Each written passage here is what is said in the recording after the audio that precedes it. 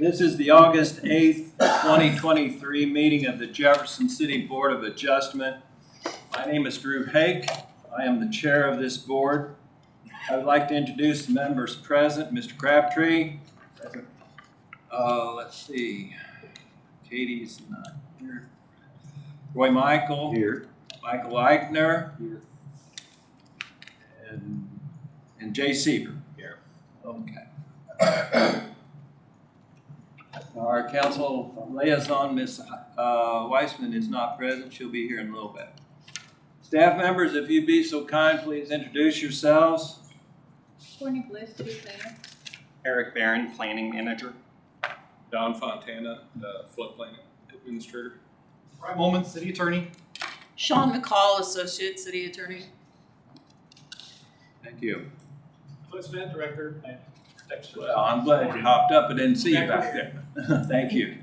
Ann Strotman, City Staff. Thank you all.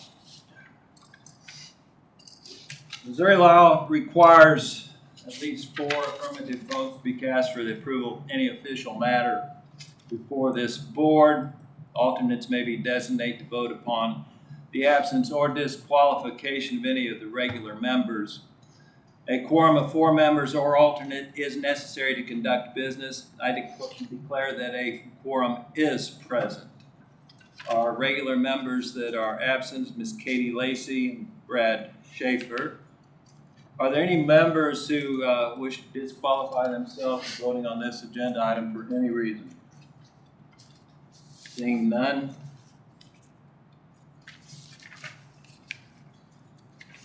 Voting members are as follows: Hake, Seaver, Crabtree. With alternates, Mr. Cartwright, we expect him here. If not, it will be Michael and Eichner. Did I get that right? Okay. Is there an applicant or representative present for case number B23005-1129 Cedar City Drive floodplain regulation variance? If so, raise your hand. All right, thank you. Are there any requests for a continuance of this matter? No. Seeing none. Are there any requests to reorder this agenda this morning? Seeing none. Okay, all testimony and evidence shall be submitted to the board under oath. At this time, all those who wish to speak, please stand and raise your right hand. Do you solemnly swear or affirm that the testimony you're about to give will be the truth, the whole truth, and nothing but the truth? If so, please say I do. I do. Thank you. Be seated. Okay, Courtney. I'd like to briefly describe the procedures of the board. The proceedings of the meeting are being recorded, so please project your voice when speaking and give your name and address for the record. The standard order of each case is as follows. After introduction of the request by city staff, the applicant or their consultant will provide information on the request. The opening presentation by the applicant shall be limited to 10 minutes unless additional time is granted by the board. The applicant shall have an additional 3 minutes for closing testimony if requested. We will then ask to hear from supporters of the request. We will then ask to hear from opponents of the request. We will then ask to hear from anyone else who wishes to speak on the request. Testimony shall be limited to 3 minutes each unless additional time is granted by the board. City staff will then give their information on the request. In order to reduce the time necessary to hear an application, references to printed materials, including applicable findings and staff reports, shall not be read into the record unless directed by the board. The board will close testimony from the floor. The board will then discuss the proposal, then publicly make its determination with reasons. The form of motion shall be positive. That is, that the motion shall be made to accept the request as presented or with modifications, stipulations, or conditions. A final vote will be taken with ayes in favor, nays opposed. The chair shall announce the results of the vote, specifying the number of votes cast in favor and the number of votes cast against. If 4 or more votes are cast in favor of the motion is approved. If 3 or less votes are cast in favor of the motion is denied. The following documents are entered as exhibits for all items under consideration at this meeting. The City Code of the City of Jefferson as amended, the comprehensive plan and land use map, copies of applications under consideration, a list of property owners to whom notices were sent, the affidavit of publication of the public notice in the newspaper, copies of plans, drawings, and/or renderings under consideration, letters or memoranda from staff, staff reports, minutes of proceedings, correspondence or other materials submitted by the public or the applicant, rules of procedure for the Jefferson City Board of Adjustment. These items are public record and available for inspection to the Department of Planning and Protective Services or to the Office of the City Clerk.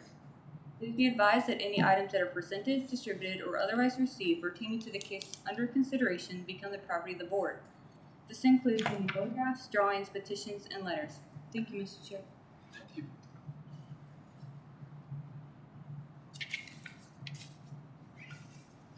Can I have a motion to adopt the agenda as printed? So moved. Second?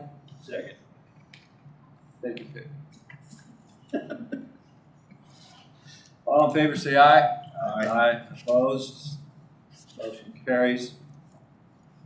Can I have a motion to adopt the minutes of the July 11, 2023 meeting? So moved.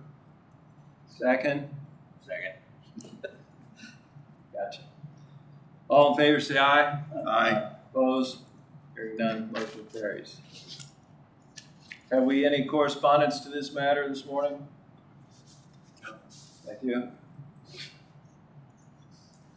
Okay.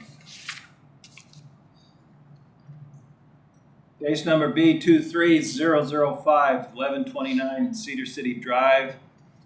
Floodplain regulation variance request filed by Josh Cordy, Cordy Sales LLC, property owner, for a variance from the floodplain regulations. The purpose of the request is to permit wet flood proofing of one existing structure, 2 proposed future structures, and 1 proposed future mulch storage bin.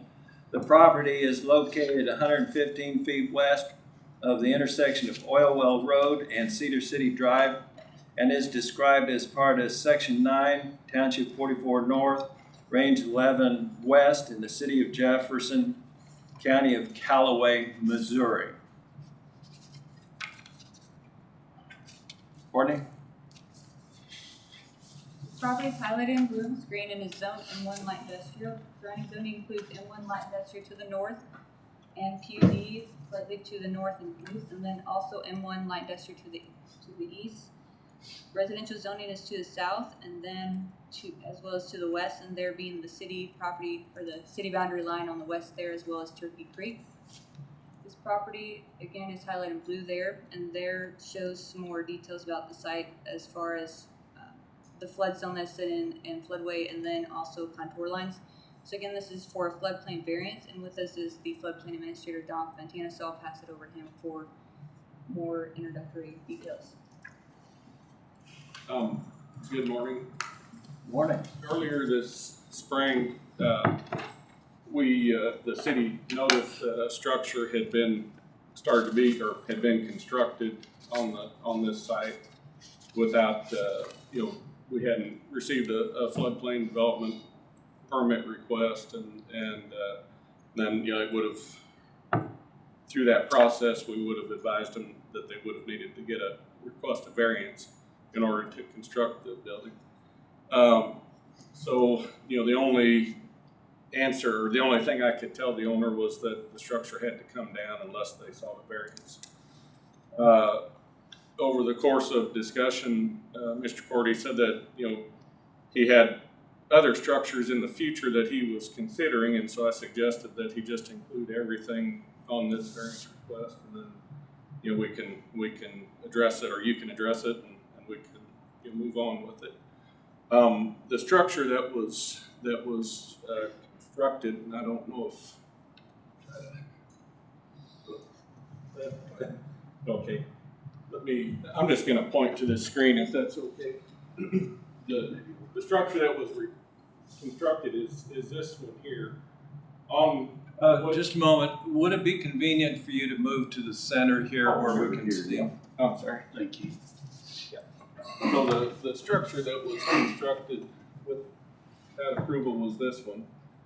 this line, the solid gray represents the floodplain. The hatched area represents the floodway. Yes, sir. Could you explain what was approved in 2018? Oh, I'm sorry. Yes, in 2018, Mr. Cordy came and was approved variance to build this structure here at grade. The one that was built this spring is built at grade as well, and so the variance it's basically an elevation variance. In order to be in compliance with the flood code, the structure would have to be, this is the 100-year flood elevation, 558. The grade is about 550, so the city has a 1-foot freeboard requirement. The structure would have had to have been built 9 feet above the existing grade, which is, unfeasible for what his purpose. So in the reference of the text, the existing structure is that one at the southwest corner? Yes, this is the one. And I'll advance the slides here.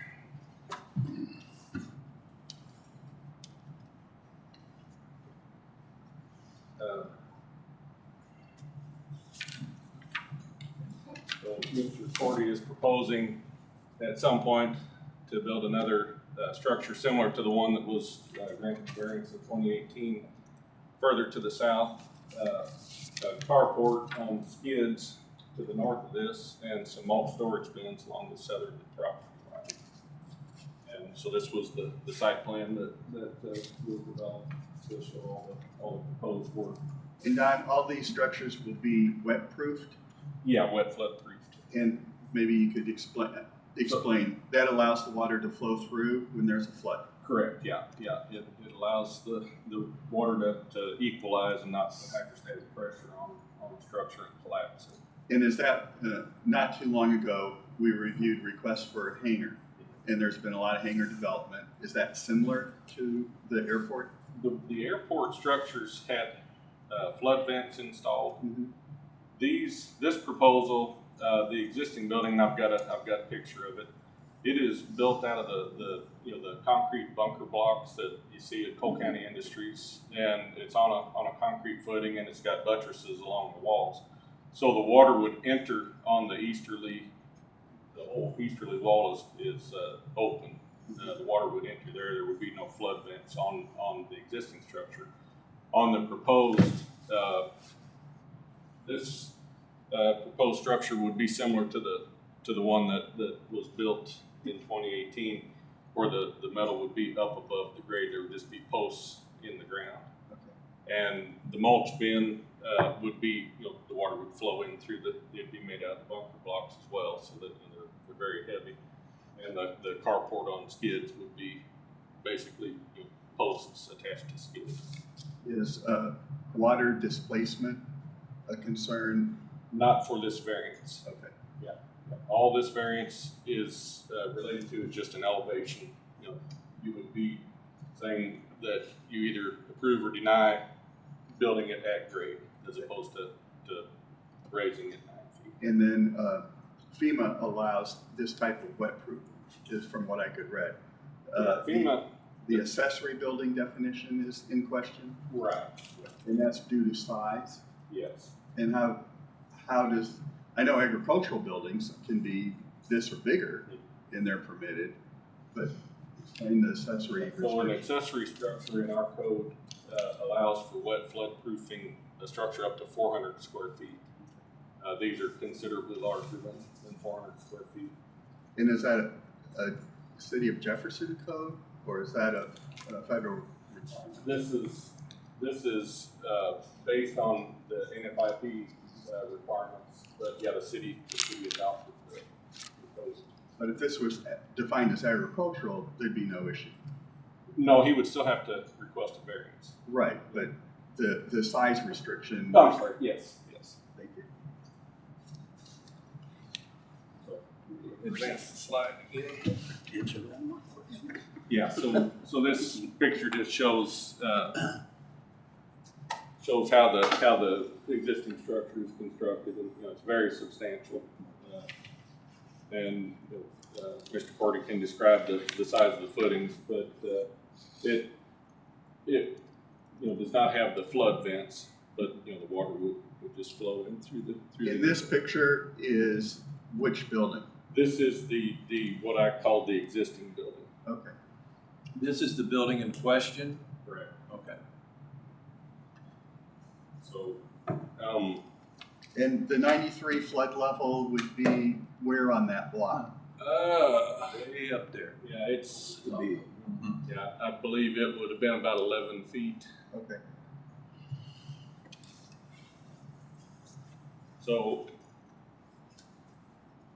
on the considerations required, I'll just read what our code says. It's from section 31-312 under variances. In passing upon such applications for variances, the Board of Adjustment shall consider all technical data and evaluations, all relevant factors, standards specified in other sections of this article, and then there's various considerations. The danger that materials may be swept onto other lands to the injury of others, the danger of life and property due to flooding or erosion damage, the susceptibility of the proposed facility and its contents to flood damage and the effect of such damage on the individual owner, the importance of the services provided by the proposed facility to the community, the necessity of the facility to a waterfront location where applicable, the availability of alternative locations not subject to flooding or erosion damage for the proposed use, the compatibility of the proposed use with existing and anticipated development, the relationship of the proposed use to the comprehensive plan and floodplain management program for the area, the safety of access to the property in times of flood for ordinary and emergency vehicles, the expected heights, velocity, duration, rate of rise, and sediment transport of the flood waters, and the effects of wave action if applicable expected at the site, and the costs of providing governmental services during and after flood conditions, including maintenance and repair of public utilities and facilities such as sewer, gas, electrical, and water systems, and streets and bridges. I won't go through all of my comments. I assume you've read through the report, but the one thing I'd like to point out is that after the variance that Mr. Cordy was granted in 2018, he developed a flood evacuation plan.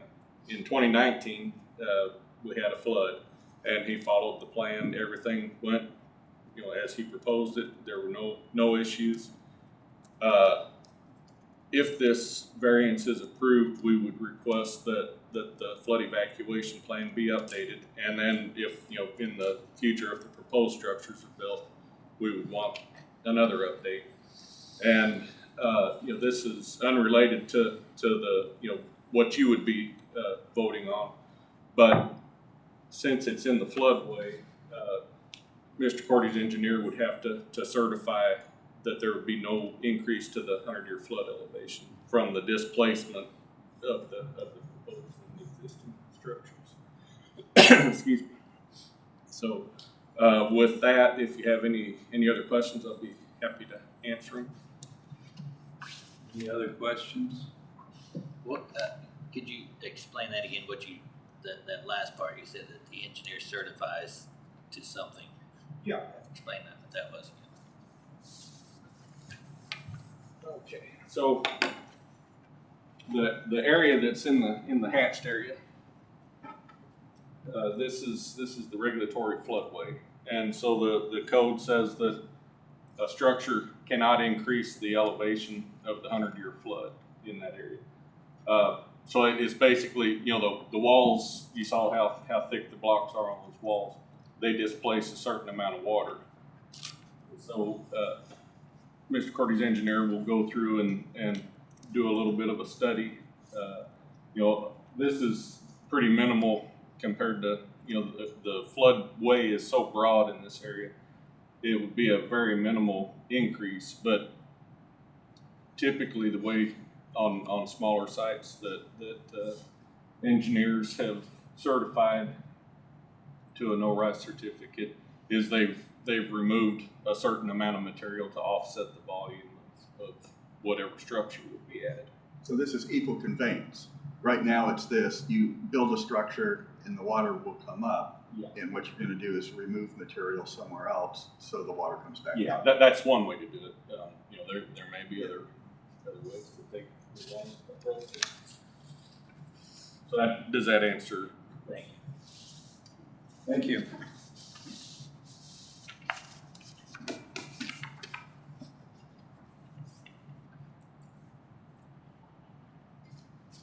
Okay, who is present would like to speak to this application? Approach the podium, name and address. This would be the owner. Okay. Owner or engineer? Yeah, either way. Okay. You want me to talk? Do you want to ask questions? Name and address for the record first, and then we'll. Joshua Cordy, 1129 Cedar City Drive, Jefferson City. 65104. Okay, could you describe to us what's going on? So one additional detail that wasn't mentioned, I did, in my original 2018 plan, get permission to build a building that size. And on the design, it's next to the existing structure in the middle of that, and then I also got permission to build these concrete block structures. But what I didn't remember was that I can't do it down there in that corner. So what this is about is that federal floodway. So in my mind, that's that field across the street that always has a pool of water in it. It's my alfalfa field. And so I had permission to do something this size, but not in that place. So that's why we're here. I built something in a place that I didn't have permission to do. But there's, on that plan, I have a pre-existing permission to double the size of that metal building and then put concrete bins apparently over to where that floodway starts. So, and I put that up. We went through the flood in 2019. So when I originally went through this process, I had never operated out of that facility. So I had to do that before I moved in there. And then once you operate out of a place, you figure out where everything needs to be. And I'm trying to keep everything, trying to use spaces of the property that are out of the way of the flow of traffic when we move our equipment around, and kind of maximize inside that so that I don't have to do anything over in the alfalfa field. And I thought about, after the flood, actually I modeled that building after the one that the city has at the sewer plant. So I went over to the sewer plant, and the guys let me look it over. My office manager found it, told me about it. I like the look of the metal buildings, but it's difficult to build those on top of concrete blocks. So you end up with the hoop. It's just the way it has to be. I was never really a fan of those, but they work really well with the concrete blocks. So that's modeled after the city sewer plant, except I put a foundation under it. I've built these before in Boone County, and no matter how much rock you put beneath them and how much you compact it, they kind of settle on their own, and you just can't keep them square. I've tried that. So it does have the foundations at a minimum a foot deep, and it's 3 feet wide, and then the buttresses are attached to that, and it has rebar. So it's level and square, and then that's set down about a foot or more, depending on how the gravel lays. And so basically they're on a solid foundation, and then they're captured by gravel so that they can't move. Because with the other bins, these bins that I'm asking permission for, I have a long line of them, just not in that particular area. Are they mulch bins? They're mulch bins. I already have a whole long line of mulch bins, but I'm imagining if we ever need more of them, this way we can take care of it now. But at the moment, I have enough mulch bins. But we figured out using those how far you can go with a wall before you have to put in a buttress. And if you just go a little bit further and you don't do that, they tend to move. So, I mean, I'm hitting them with a 20,000-pound wheel loader in the mulch bins. So that's why I have those buttresses, and they are interlinked. They're not just stacked up against there. So I had to design the foundation and the blocks so that they interlink. You know, I don't know how to describe it, but they have ridges on top, and you have to put them together like Legos. Mm-hmm. And if you interlink them, you can't move them in any direction. So they're braced in a 3-dimensional way, and that way you can impact them from the inside or the outside. So we found in the flood we had mostly debris. I cleared out the old city debris site because some stuff came off of that. We had pallets, but they tell me that you can have propane tanks, things like that in the flood. That's what I've always heard. So I tried to build something that would be impervious to those things. And I like the look of the metal buildings, but they're a little harder to clean off. I probably ended up having to paint after the flood. The concrete blocks, you just power wash them. So it's a robust building that I hadn't really thought about. Bins I thought about. I hadn't thought of building like that till I saw the one at the sewer plant, and it looked like a good idea. Josh, could you describe the use of the existing building? Oh, the one in question? Yeah. I put equipment in it. It's yeah, and the other point of the blocks and those tall sides is that you can maneuver equipment in there without hitting the sides. And that's the other thing that happens with metal buildings. Even just pulling in a trailer, people tend to hit the beams. With this, you have this concrete barrier you can operate. So the flat part of the sides is high enough that you can maneuver machinery around and not impact the structure. And what's the impact of floodwaters on the dome structure? So with this, you roll up the back, and then it can come through. So there. And then in your flood management plan, all the equipment is driven off-site? Yeah, so I have a farm in Holt Summit. So in 2019, we just took everything to the farm. And this isn't a fixed business. I imagine if you had an auto repair shop or something like that, where all your work is there every day, it'd be different. But it's a mobile business. So every day, almost everything goes. The equipment in that picture, we would just store somewhere else. But the rest of the equipment, I can take it anywhere I want. So I can operate it out of the parking lot, the fuel, all that stuff. It's all on wheels. It's already mobile. And I have a line of trailers. There's a plan. We figured out what to do in 2019. It took about half a day to clear it all out. So you just take it somewhere else. But it's a business suited to a floodplain. I thought about that when I moved in there. And we talked about this before on another issue. The river, you have time. You do have time. Because, we're talking about a gradual elevation as opposed to a flash flood or something like that. So it's really, yeah. I learned that. So it's interesting. Once the levee breached, in your mind, the levee breaches and it's all of a sudden it's 6 feet tall. The river comes up. So as it comes up and there's a breach, it takes a while to fill that space. So in reality, I want to say it was 2 or 3 days before it filled the parking lot. Or we cleared out the first day, but even if an entire section of the levee disappeared, the water comes in, but it's not like a wall that washes everything away. So yeah, you do have time. You just have to pay attention to the who puts out NOAA. They have the river level map. And I found out one Sunday morning, it changes every couple hours, so you just watch it. And you have to watch the snowpack up north. There's a series of things that have to happen, and then if there's a 6-inch rain upstream, you're probably going to have to move out if the river's above a certain level. It's not a total mystery. But yeah, we were working out of there right up until the water came up. Any other questions for Mr. Cordy?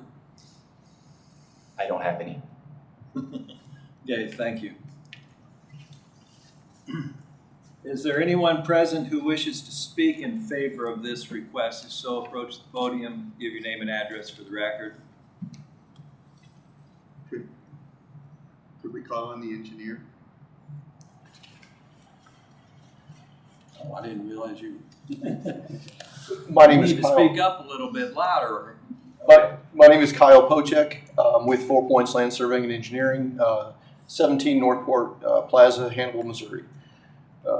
And we did the site work back in 2018 for Josh. And he called me here a couple months ago telling me that he was needing a revised site plan because he needed a variance. So a couple months ago, we put together this based on Josh's direction. We came down and did a topographic survey of the site as it currently was, and then we added the proposed buildings on there according to what Josh directed us to do. On there, we also show some of the flood limits. There's a couple of lines on there that show the approximate location of those. So in our perspective, given, like Josh said, the type of business that this is, it seems like it's well suited to be in a floodplain. It's a good use of the property. A lot of the property down there is not being used, and this seems like a good use. because of the type of flooding that occurs here, there's usually not strong currents. It's usually just a pooling type situation, so there's not a lot of concern. The structure seems like it's more than adequate. I don't know what other things to provide, but as far as the no rise certificate that was mentioned earlier, again, it's very easy to compensate for a small building like this, and plus the flooding in this area is so massive and significant that a small structure like this is really not much of an issue. Even if you didn't compensate, when you do the calculations, it's almost indistinguishable. So we don't see any concerns from any of those perspectives. And then because it has flooded in the past and there were no significant issues, that gives us even more confidence that we don't see any problems here. So, are there any other questions or anything that I can address? Okay. Do you have an idea of what you'll do to achieve the equal conveyance? Well, we haven't approached that yet, but because he has a large alfalfa field next door and a lot of other spots in the property, it'd be very easy to compensate for this small structure. Because so much, the walls are thick, but it's still very small and relative to anything else. So, Thank you. Anyone else? Thank you. Anyone else wishing to speak to this matter? Okay. Is there anyone present who wishes to speak in opposition of this matter? One at a time, approach the podium, name and address for the record, 3-minute minimum. Maximum, sorry. Hi, my name is Darrell Bryan, and I've been a long resident of Jefferson City for a long time. Could you get your address, please? 1602 Catherine Street. My dad worked for the city 42 years. We have seen many floods over in that area. One thing that, y'all are talking about the 19 flood. That's nothing. That's truly nothing to compare to what we had in 93. I personally was the last person that was over in Cedar City that come out of there. I moved a family's mobile home having to dive down and remove concrete blocks. Okay, it doesn't come up gradually. Whenever it comes up foot, every like 5 minutes, that's not gradually. If you all pass this today, what I'm understanding is that he applied for the yard waste recycling. That's part of his plan, is put yard waste recycling over there. Okay. I understand in 2019 y'all want to say, oh, well, you know, everything was out. But I could remember going past there and seeing tree logs and everything else up against his fence. He may say different, but I know. Also, if he puts the mulch thing in there, okay, and all that don't come out, the taxpayers of Jefferson City has paid thousands and thousands of dollars, and y'all can go to the Sunshine and figure that out, of the pallets that floated down out of the city that we had to pay for. You know, my taxes can't take anymore. They're getting ready to go up again because they want to build the library that everybody can read the same books online. So if he builds this and the flood comes up like it did in 93, my taxpayer's going to have to pay for his cleanup. I mean, right now we have recycling over here, and according to the old administrator, Mr. Crow, it had caught fire several times because anything over 10 feet is combustible. All the thing y'all can look at. The other thing is, you know, the city went in and spent thousands and thousands and thousands of dollars to buy these people's property. So nobody would build over there. And now we want to take that away from the taxpayers and say, okay, well, just for you, we want to let you build over there. Don't go backwards on the city. Don't go backwards on the taxpayers. I mean, we should have, we voted that in for them to be able to buy that land. Let's leave it. Let's leave it. I gotta ask you to wrap it up, please. Oh, if you leave it the way it is, then we have no problem. Thank you. Yeah. Who else wishes to speak? Name and address for the record. Lee Alford, 3345 Frog Hollow Road, Jefferson City, Missouri. Spelling last name, please. ALFORD. Been in this town 28 years. Went through the flood of 93. It moved entire houses. If you guys remember any of that, it moved Highway 54. It removed Highway 54. So that in itself probably should be a no. You know, he might get away a couple times with like the flood of 19. That, like you said, was no big deal. That was just backwater coming up. The other thing that's not mentioned, again, with the compost thing, is anything over 3/4 of an acre has to have a containment pond for rain runoff. So you cannot contaminate streams, etc., whatever. There's no containment pond in that site plan whatsoever. I don't even know if you can put a containment pond in a floodplain because it's going to be in the water table. That in itself is going to contaminate water, groundwater. The city sewer site has gone through many federal regulations to make sure that our number 1 and number 2 does not contaminate soil. Those two things alone, I would think, should stop this. The site plan alone, like I said, does not have the pond, containment pond, and so whatever runs off of that is going to be in the groundwater. It's going to be wherever. I can't think of anything else right now, but just those two items alone should, you know, that's federal regulation. I ran into this myself in probably 2008, 2009, because somebody kept turning in my mulch piles because my mulch piles were getting too big. Anything over, because they came in and physically looked at my site and said, hey, your mulch pile's getting too big. Not about too tall, it's getting too big. I said, if you get any bigger, you got to build a containment pond. I said, okay, I will not do this. So we have multiple sites now, and we obey the law. So that in itself should stop this. I don't care about the buildings. He can put 500 buildings out there if he wants.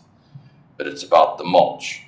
And it's organic, but it's still considered waste. And that is one thing that him and his person have not spoke about. They haven't even mentioned any of that. And that needs to be up front. So I want to make sure that you guys know that, and thank you for your time. Any questions for Mr. Alford? Thank you. Mr. Chairman, could I ask staff to give us a little insight on containment pond department? One moment.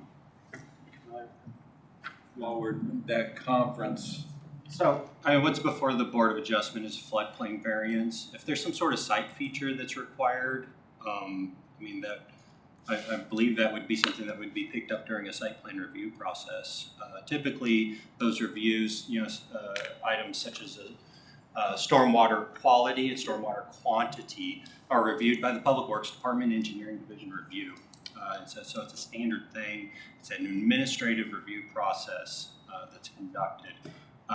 And so if it's something that was necessary on a site development plan, that's where that review would occur. thank you. That would not be under the jurisdiction of this board. Unless it's associated with a floodplain variance of some sort.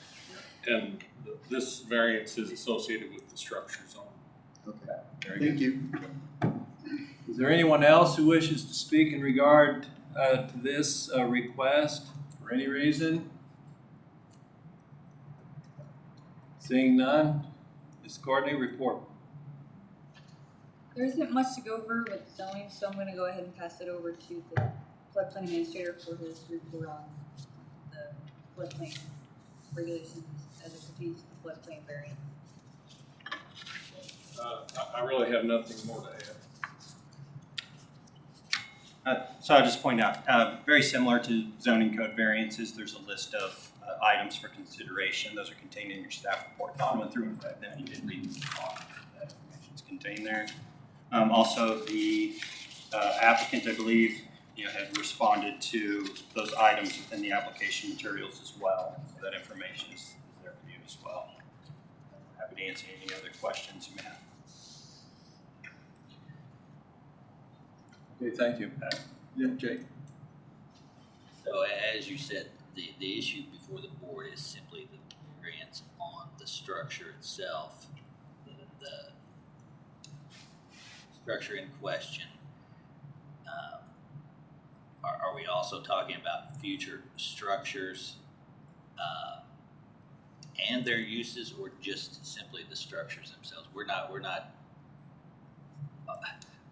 allowing mulch storage ourselves. We're simply allowing for the structure. Correct. Yeah, this variance, the floodplain permitting this is for the variance to the elevation of the structures.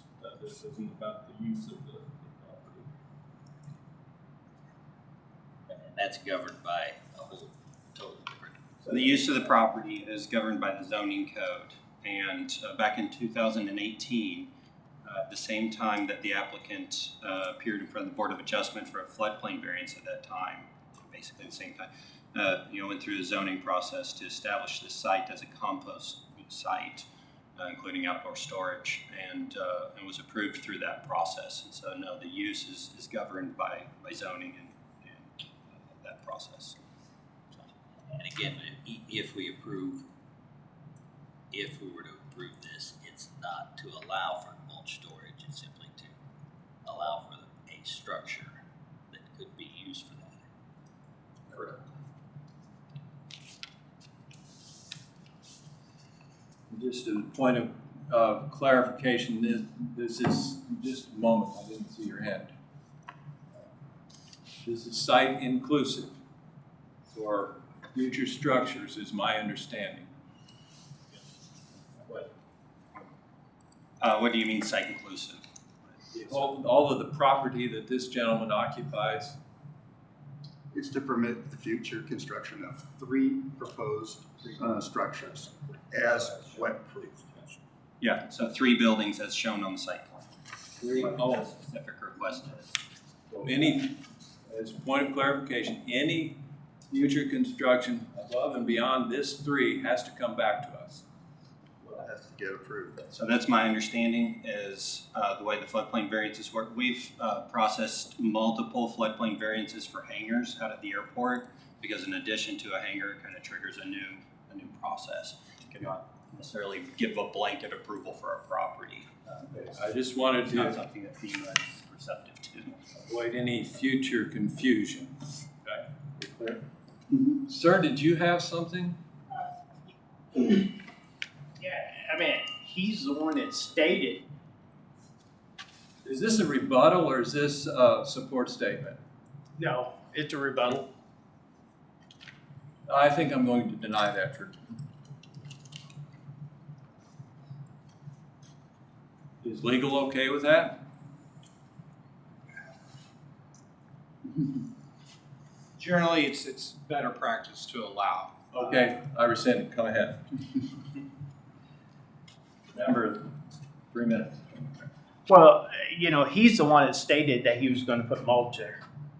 He said right now he's just got equipment. Out of his words, that was mulch.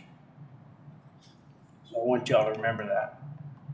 Once y'all give him free rein, he's gonna do what he wants. Or he wouldn't have built that building without having codes, right? Thank you. Just a moment. I just want to reiterate, this board has nothing, I hope we understand what they're saying over there. We're just here for the building. Right. We have no jurisdiction over what he does with his business. So I understand the concern, but that's just not the concern of this board today, and I'm sorry. But that's the responsibility of staff in site plan review. For sure. And after this approval. For sure. Absolutely. Okay. Get back on task here. Okay, would someone like to make a motion in this matter?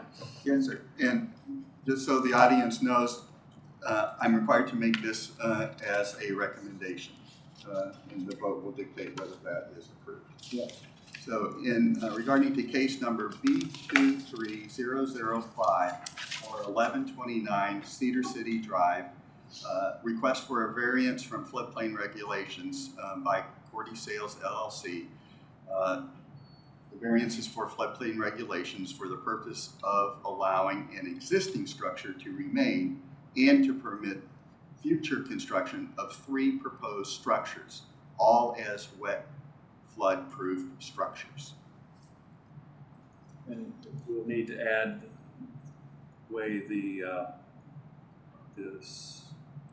submittal approvals with the following conditions as the motion states. Yes, with the following conditions as the motion And states. so state. Formal motion. At the beginning of your statement. Oh. Submittal and approval, I think is what Drew's saying. So it showed on the screen also, and it is at the bottom of The the motion for approval,